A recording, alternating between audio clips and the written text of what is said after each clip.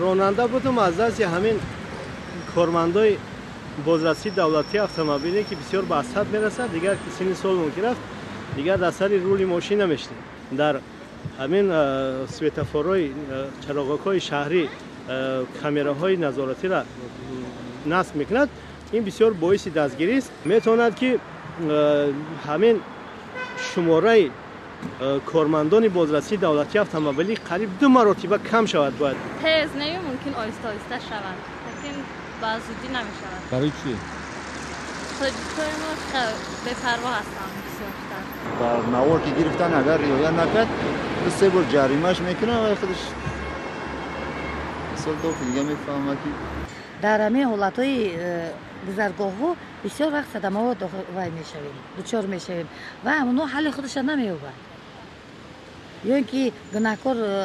کیه میکنن گذرگاه‌های میکنن و خودشون اهمیت نمی‌دهند اگر همین طرح شود با واسطه تکنیک شود و کامera مانده شد باز خوبتر میشود راننده‌هایمان تماما با قاعده‌های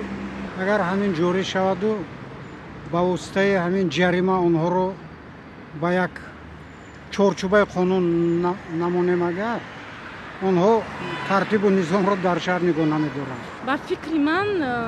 خوبترش کامera باشد نهتر است چون که در راه چی خیلی میشد من راننده خلاص بسیاری این رو گناهکار من باید اساسا گناهکار رو وای کنیم من کنن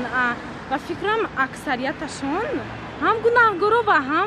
آدم بیگناه رو من کردم من خیلی عصبی میکنه گپای دغل میزنن چی دار کار یک فهمی نیست جنگ میشود